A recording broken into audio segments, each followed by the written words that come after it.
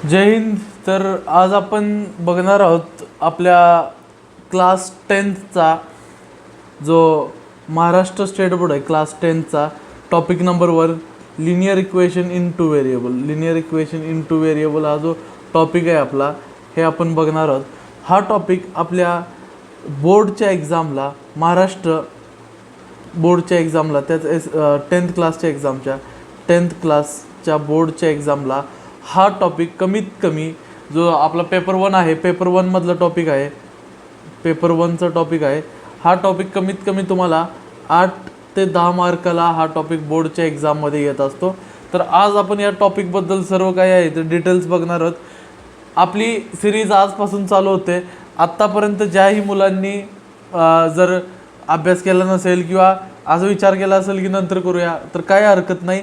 हे सिरीज तुम्ही बघितलं तर तुम्हाला तुमचे पूर्ण डाऊट्स क्लिअर होतील आणि ह्याच्या व्यतिरिक्त काही करायची गरज नाही आहे. तर बघा आपण इथं सगळे चॅप्टर्स बघणार आहोत. चालू करूया चॅप्टर नंबर 1 पासून लिनियर इक्वेशन इन टू व्हेरिएबल्समधून. आता मी तुम्हाला सांगितलं हा किती मार्काला येतोय कसा आहे काय आहे. सगळ्यात पहिला लिनियर म्हणजे काय, लिनियर म्हणजे काय किंवा इक्वेशन म्हणजे काय असते. तर मॅथमॅटिकल कंडिशनमध्ये आपल्याला मॅथ्समध्ये काही ऑपरेशन्स असतात काही साईन असतात. आपण म्हणतो ना हे अधिक वजाबाकी गुणिले म्हणजे plus minus multiplication division equal to हे काही साईन्स असतात. ओके, जेव्हा हे साईन्स कोणातरी कॉन्स्टंट आणि कोणातरी व्हेरिएबलला सोबत घेऊन इज इक्वल टूचा साईन लागतो तेव्हा इक्वेशन्स बनतात. ओके, आता सगळ्यात महत्त्वाचं व्हेरिएबल्स म्हणजे काय आणि कॉन्स्टंट म्हणजे काय. आता एक असतं व्हेरिएबल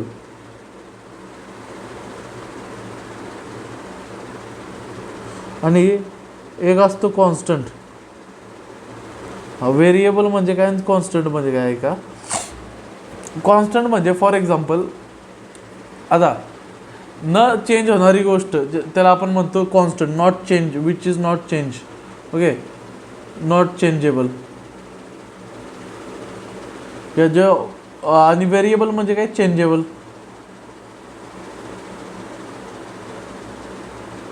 जी गोष्ट चेंज होत राहते त्याला आपण व्हेरिएबल म्हणतो आणि जी गोष्ट चेंज होत नाही त्याला आपण कॉन्स्टंट म्हणतो.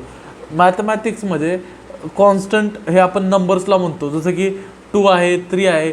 आता आपण असं म्हणू शकतो का की 2ला 2च म्हणणार ना 3 थोडी म्हणणार. तसं मॅथमॅटिकल टर्म्समध्ये नंबर्स हे कॉन्स्टंट असतात. नंबर्स मॅथमॅटिक्समध्ये नंबर्स कॉन्स्टंट असतात आणि कॅपिटल अल्फाबेट्सला पण आपण कॉन्स्टंट बनतो. कॅपिटल अल्फाबेट्सला पण आपण काय म्हणत असतो कॉन्स्टंट बनत असतो मॅथमॅटिकल टर्म्समध्ये. आता विषय असा इथं की व्हेरिएबल्स कुठले आहेत. मग व्हेरिएबल्स आपण स्मॉल अल्फाबेटला म्हणतो स्मॉल अल्फाबेट्सला. ओके, आता फॉर एक्झाम्पल आता तुम्ही क्लास 10मध्ये तुमचं नाव XYZ काही असेल तर हा तुमचं नाव काय आहे आता कॉन्स्टंट आहे आणि क्लास 10th पण काय झाली तुमची कॉन्स्टंट झाली बरोबर. आता नंबर्समध्ये जे पण नंबर्स असतील 2 3 4 100 हे काय झाले कॉन्स्टंट नंबर झाले. आणि स्मॉल अल्फाबेट म्हणजे X Y A B P Q हे काय झाले व्हेरिएबल झाले. आता जेव्हा हे कॉन्स्टंट्स आणि हे व्हेरिएबल्स एकत्र येतात ह्या मॅथमॅटिकल इक्वेशन्ससोबत हे जे मॅथमॅटिकल ऑपरेशन आहेत ना ह्या मॅथमॅटिकल ऑपरेशनसोबत हे व्हेरिएबल्स आणि हे कॉन्स्टंट एकत्र येतात तेव्हा त्याला इक्वेशन म्हणतो. फॉर एक्झाम्पल आता हा कॉन्स्टंट आहे 2 हा एक व्हेरिएबल आहे X. आता इथं मल्टिप्लाय लागला 2x प्लस अजून एक घेतला 3 इज इक्वल टू मी म्हणलो 0. मग हे एक बनली इक्वेशन. हे काय बनली इक्वेशन बनली ही. ओके, ही एक तुमची तयार झाली इक्वेशन. आता हे आपली सिंगल व्हेरिएबल इक्वेशन आहे. सिंगल व्हेरिएबल म्हणजे आता आपण कुठलं बघणार आहे 2 व्हेरिएबल्स बघणार आहे. 2 व्हेरिएबल म्हणजे त्यात 2 व्हेरिएबल असतात तर यात एकच व्हेरिएबल आहे कुठला हा X. हा सिंगल व्हेरिएबल इक्वेशन आहे. 1 व्हेरिएबल हा इक्वेशन कुठली आहे 1 व्हेरिएबल. ओके, 2 व्हेरिएबलची इक्वेशन कुठली असते for example 2x plus 3y is equal to 5. ह्यामध्ये दोन व्हेरिएबल्स आले का तुमचे? दोन व्हेरिएबल्स कोणते? एक एक्स आला आणि एक वाय आला. मग इथे तुमचे दोन व्हेरिएबल्स आले का? मग ही कुठली इक्वेशन झाली? इक्वेशन इन टू व्हेरिएबल्स अशी याला इक्वेशन्स आपण म्हणतो. ओके, आता तुम्हाला टॉपिक कळलाच असेल लिनियर काय असतं. लिनियर म्हणजे जे डिग्री 1 असते. लिनियर इक्वेशन म्हणजे काय? लिनियर डिग्री 1 असते ज्या इक्वेशन्सची इक्वेशन विथ डिग्री 1. डिग्री 1 म्हणजे काय? आता ही इक्वेशन आहे 2x plus 3y is equal to 5. आता यामध्ये व्हेरिएबल्स कुठले कुठले आहेत? एक्स आणि वाय. ह्या व्हेरिएबल्सची पॉवर काय आहे? 1. मग हे हायेस्ट पॉवरला डिग्री म्हणतो. डिग्री म्हणजे काय असती? Highest power. मग हे काय झाली? ह्याची डिग्री झाली. 1 काय झाली? ह्याची डिग्री झाली. त्यामुळे ह्याला आपण काय म्हणलो? लिनियर इक्वेशन म्हणून असं नाव दिलं आहे. ओके, याला आपण लिनियर इक्वेशन नाव दिलं आहे. आता हे झाली तुमची linear equation in two variables. आता एक गोष्ट लक्षात ठेवा, जेवढे व्हेरिएबल्स असतात ना तेवढे इक्वेशन्स लागतात सॉल्व्ह करायला. म्हणजे तुमच्याकडे जेवढे व्हेरिएबल्स आहेत तेवढे इक्वेशन तुम्हाला लागतील सॉल्व्ह करायला. आपल्याकडे इथं किती व्हेरिएबल्स आहेत? 2 व्हेरिएबल्स आहेत. तर ज्यावेळी पण आपल्याला डबल व्हेरिएबलची इक्वेशन सॉल्व्ह करायला लागेल तेव्हा 2 इक्वेशन्स लागतील. आता इक्वेशन सॉल्व्ह करायचं आहे म्हणजे त्याचं काही ना काही तर मेथड असेल, काही ना काही तर ट्रिक असेल. तर आपण ते ट्रिक बघणार आहोत किंवा ट्रिक म्हणू शकत नाही, आपल्याला बोर्डाला काही मेथड्स आहेत ते बघणार आहोत. तर यामध्ये इक्वेशन सॉल्व्ह करायचे, linear equation in two variable solve करायचे मेथड्स आपण बघणार आहोत. मेथड्समध्ये तुमचा सगळ्यात पहिला येतो सायमल्टेनियस इक्वेशन. सायमल्टेनियस इक्वेशन किंवा ह्याला तुम्ही सबस्टिट्यूशन मेथड पण म्हणला जातो. ओके, ह्याच्यावर तुम्हाला प्रश्न येतो, कम से कम 2-4 मार्काचे प्रश्न ह्याच्यावर येतं. नंतर क्रॅमर्स रूल म्हणून एक कन्सेप्ट आहे. क्रॅमर्स रूल पण शिकणार आहोत आणि ग्राफिकल मेथड पण शिकणार आहोत. आता प्रत्येक व्हिडिओ आपला लय 30 ते 40 मिनिटाचा असेल. प्रत्येक व्हिडिओमध्ये तुम्ही हे जे वेगवेगळे कन्सेप्ट आहेत हे सगळे कन्सेप्ट तुम्हाला कळतील. ओके, पूर्ण चॅप्टर आपण या व्हिडिओमध्ये बघायचं. आता जसं मी तुम्हाला म्हणलो, आता या इकडे लिनियर इक्वेशन इन टू व्हेरिएबलला.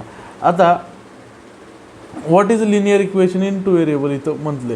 What is linear equation in two variable?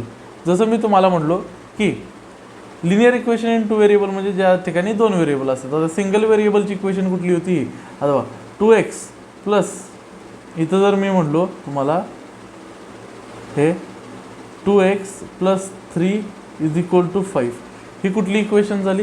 He single व्हेरिएबलची झाली. इथं एकच व्हेरिएबल आहे ना, एक्स हा एकच व्हेरिएबल आहे ना, 1 व्हेरिएबल. आणि ही लिनियर आहे का? तर आहे, कारण याची पॉवर किती आहे? 1 आहे. लिनियर आहे पण कुठली आहे? 1 व्हेरिएबलचे. ह्याला सॉल्व्ह कसं करतात बघा. 2x, आता हा प्लसचा 3 इकडे गेल्यावर काय होणार? Minus is equal to 5 minus 3. Okay, मग 2x is equal to 5 minus 3 किती झाला तुमच्याकडं? 2 झाला. तर 2x इज इक्वल टू काय झाला? 2. आणि एक्सची व्हॅल्यू काय आली तुमच्याकडं? 2 डिवायडेड बाय 2. म्हणजेच काय? एक्स इज इक्वल टू 1 आला तुमच्याकडं. बरोबर, एक्सची व्हॅल्यू काय आली तुमच्याकडं? 1 आली. अरे आहे की ना, एक्स इज इक्वल टू 1 ही तुमच्याकडं व्हॅल्यू आली. आता अर्थात सांगायचं काय आहे मला की हे झाली लिनियर इक्वेशन इन 1 व्हेरिएबलची सॉल्विंग. सिंगल इक्वेशन आहे, सिंगल व्हेरिएबल आहे, त्यामुळे त्याला एकच इक्वेशन लागली. जर तुमच्याकडे 2 व्हेरिएबल्स असले तर 2 इक्वेशन लागतील. 3 व्हेरिएबल असले तर 3 इक्वेशन लागतील. म्हणजे तुमच्याकडे जेवढे व्हेरिएबल्स आहेत ना तेवढे इक्वेशन लागते. ओके, आता आपण बघूया linear equation in two variables. जसं मी तुम्हाला इथे एक इक्वेशन दिली होती 2x plus 3y is equal to 5. ह्या पद्धतीनंच असते linear equation in two variables. हे बघा, 2x plus 3y is equal to 5. ही एक झाली तुमची लिनियर इक्वेशन इन 1 व्हेरिएबल. पुन्हा एकदा सांगतो, ह्या ठिकाणी हा x आहे, हा y आहे, 2 व्हेरिएबल्स आहेत. ह्याची पॉवर 1 आहे, ह्याची पण पॉवर 1 आहे. म्हणजे डिग्री किती झाली? डिग्री किती झाली? 1. डिग्री म्हणजे हायेस्ट पॉवर. आता 2 व्हेरिएबल्स आहेत, सॉल्विंगला 2 इक्वेशन्स लागतील. पुन्हा एकदा सांगतो, जितने इक्वेशन उतने वेरिएबल्स, किंवा जितने वेरिएबल्स उतनी इक्वेशन. म्हणजे जेवढे व्हेरिएबल्स असतील तेवढे इक्वेशन लागतील तुम्हाला. ओके, आता या ठिकाणी linear equation in one variable आपण अजून कसं कसं म्हणू शकतो, तर किंवा कुठली कुठली linear equation in one variable आहे नाही आहे हे सांगू शकतो. आता मला एक सांगा, हा किंवा टू व्हेरिएबल फॉर एक्झाम्पल. आता मला एक सांग, कुठल्याही गोष्टीला 0 मल्टिप्लाय केलं, 0 × 5 काय असतो रे, 0च असतो ना. 0 × एनिथिंग काय असतो, 0 असतो. मग कधी कधी काय दिलं जातं माहिती आहे का तुम्हाला, 0x + 2y = 5 अशा पद्धतीने देतात. मग 0x म्हणजे काय झाला, 0 झाला ना. 0 + 2y = 5 म्हणजे काय राहिलं आपल्याकडं, 2y = 5. हे लिनियर इक्वेशन तर आहे, हा याची डिग्री 1 आहे, म्हणजे 1च व्हेरिएबल आहे ना, हे सिंगल व्हेरिएबल आहे ना, हे सिंगल व्हेरिएबल झालं. काय झालं, सिंगल व्हेरिएबल. डबल व्हेरिएबल आहे का इथं, नाही. मग सिंगल व्हेरिएबल असल्यामुळं ही linear equation in single variable आहे, डबल व्हेरिएबल नाही आहे. मग linear equation in two variable आपल्याला कशी ओळखायची, तर त्या ठिकाणी तिथे 2 व्हेरिएबल्स असणे गरजेचे आहेत. आता त्या व्हेरिएबल्सची पॉवर लिनियर आहे तर 1च पाहिजे. दुसरी गोष्ट, हे जे तुमच्या अपशी ह्याला आपण म्हणतात कॉन्स्टंट्स. ह्याला काय म्हणतो आपण, हे कॉन्स्टंट्स हे रॅशनल पण असू शकतात, इररॅशनल पण असू शकतात, पॉईंटमध्ये पण असू शकतात. काय म्हणलो, रॅशनल पण असू शकतात, इररॅशनल पण. इररॅशनल म्हणजे काय, ते रूटवाले असतात नाही ते. आणि फ्रॅक्शनमध्ये पण असू शकतात. फ्रॅक्शन म्हणजे काय, PYQच्या फॉर्ममध्ये, म्हणजेच पॉईंटमध्ये, जसं की 2.5 0.2 असं. ओके, आता खाली या. तुमच्या बोर्डाच्या जे पुस्तक आहे का नाही, बोर्डाच्या बुकमध्ये असं तुम्हाला कुठं तर तुम्ही बघण्यात असेल, तुमच्या असा चार्ट आहे बघा कुठं तर बोर्डाच्या बुकमध्ये आहे का. हां, तर इकडं बघा, कुठली equation is this equation linear equation in two variable or not म्हणते. आता बघा, 3x² आणि ह्या 7y, ठीक आहे, 2 व्हेरिएबल्स आहेत. कुठला, x आणि y हा 2 व्हेरिएबल आहे. x आहे, एक y आहे, 2 व्हेरिएबल आहे.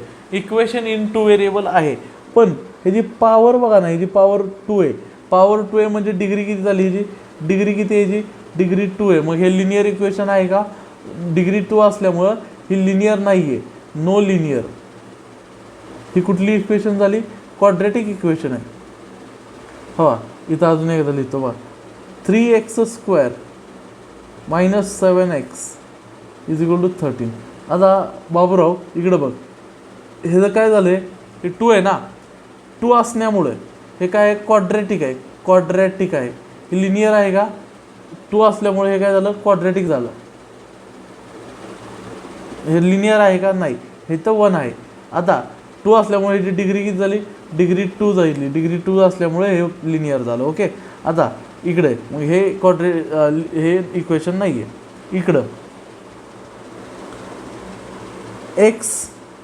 x पॉवर 1 प्लस असो मायनस असो काय घंटा फरक पडत नाही. आता तुम्ही म्हणाल सर इकडं रूट आहे, भैया इकडं रूट आहे, मग काय करायचं, तर काय हरकत नाही. रूट असलं तरी मी काय म्हणलेलं तुम्हाला, हा रॅशनल असो, इररॅशनल असो किंवा फ्रॅक्शन असो, कॉन्स्टंट कसाही असो, कॉन्स्टंटला बघायचं नाही. हा जर रूट ह्याला असतं, एक्सला किंवा वायला रूट असतं, तर त्याची पॉवर 1/2 झाली असती. आता याला काय होत नाही, त्यामुळं हा linear equation in one variable आहे. Yes, okay. आता इकडं बघा, हा आता तुम्हाला तो उदाहरण सांगितलेला 0x म्हणजे काय झालं रे, 0 × एनिथिंग म्हणजे काय झालं, 0 + 6y - 3 = 0. आता याचं व्हेरिएबल किती आहेत, हा एकच व्हेरिएबल आहे ना, मग ओनली 1 व्हेरिएबल आहे ना, ओनली 1 व्हेरिएबल, 1 व्हेरिएबल. ओके, मग ओनली 1 व्हेरिएबल असल्यामुळे ती इक्वेशन किंवा काय म्हणतो त्याला, हा ही इक्वेशन लिनियर नाही आहे. लिनियर आहे पण 2 व्हेरिएबल्सची नाही आहे, ओनली 1 व्हेरिएबल आहे. 2 व्हेरिएबल्स नाही, लिनियर आहे पण 2 व्हेरिएबल नाही. हा इकडं 1 आहे पण 2 व्हेरिएबल नाही. हे जे इथं पण सेम आहे बघा, ही 0.x असून दे काय हरकत नाही, पण हे 0y आहे ना, 0y असल्यामुळे सेम तीच गोष्ट झाली. 0y असल्यामुळे 0y म्हणजे काय झालं, 0 झालं ना, म्हणजे काय झालं 0.3x + 0 -36 इज इक्वल टू 0. हे पण काय झालं, सिंगल व्हेरिएबल म्हणजे हे पण लिनियर इक्वेशन 2 व्हेरिएबल नाही आहे. ओके, आता हे एडवा हे जे टाईप आहे ना, हे टाईप 4/x + 5/y = 4, हे इकडे सॉल्व्ह करून दाखवतो. 4/x + 5/y = 4.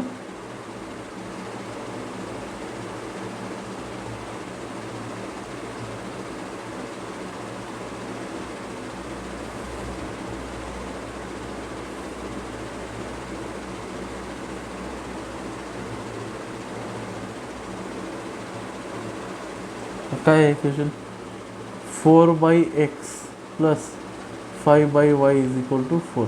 आता बाबूराव इकडे एक गोष्ट लक्षात ठेव, जेव्हा तुझ्याकडं असं असतं ना, a/b + c/d ह्या टाईपमध्ये असतो ना, तेव्हा हा a मल्टिप्लाय होतो हा डीनं, क्रॉस मल्टिप्लाय होतो असं a × d. प्लस असेल तर प्लस, मायनस असेल तर मायनस, प्लस हा इकडं cross multiply b × c upon खालच्या आपसमध्ये मल्टिप्लाय b × d असं होत असतं. मग इथं कसं होणार,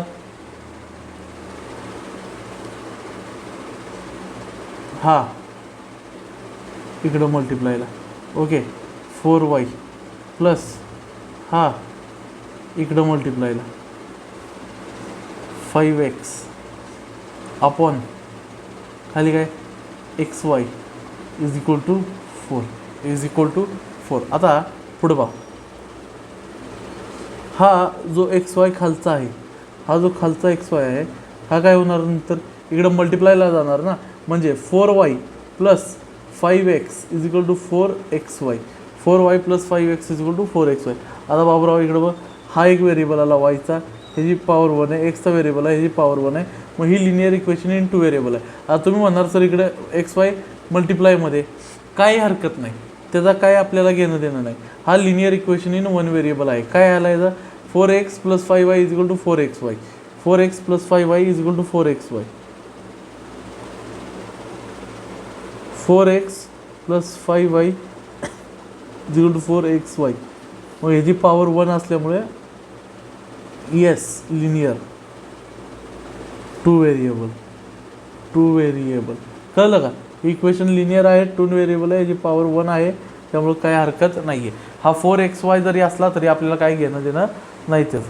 ओके, हां, पण ही इक्वेशन बघा, आता ह्यामध्ये बघा, ह्यामध्ये कसं आहे, 4xy आहे, इथं 4xy आहे, 5y आहे, पण एक्सची टर्म नाही ना, कुठं एक्सची टर्म नाही ना, सिंगल एक्सची टर्म पाहिजे का नाही तुम्हाला, एक्सची टर्म नाही आहे ना, कळलं का? पण इकडं सोबत आहे 4xy, इकडं काय आहे, सोबत आहे 4xy. तर हे पण तुमची लिनियर इक्वेशन इन 2 व्हेरिएबल आहेत, कारण व्हेरिएबल्स 2 आहेत, इक्वेशन 1 आहे, तर लिनियर इक्वेशन इन 2 व्हेरिएबल तुमची हे होऊ जाते. ओके, आता मेन मुद्द्यावर येऊया, solving of the linear equations. आता सॉल्विंग ऑफ द लिनियर इक्वेशन्समध्ये आपण इथे प्रॅक्टिस सेट वगैरे आहे तुमचा, हे सगळं करणार आहोत. सॉल्विंग ऑफ द लिनियर इक्वेशनमध्ये तुमचा सगळ्यात पहिला जो मेथड आहे तो आहे सबस्टिट्यूशनल मेथड किंवा solving of the linear equation. हे आपण नेक्स्ट लेक्चरमध्ये सबस्टिट्यूशन मेथड बघणार आहोत. लेंदी होतील म्हणून आपण हळूहळू बघणार आहोत. ओके, तर हा तुमचा 19-20 मिनिटाचा व्हिडिओ आहे आणि तुम्ही हे व्हिडिओ बघत राहा. ह्यामध्ये तुम्हाला बरंच काही शिकायला भेटेल आणि तुमचा 10th मॅथ्सचा जो प्रॉब्लेम आहे तो इथे सॉल्व्ह होईल, टेन्शन घेऊ नका. ओके, तर जय हिंद, पुन्हा भेटू दुसऱ्या व्हिडिओ.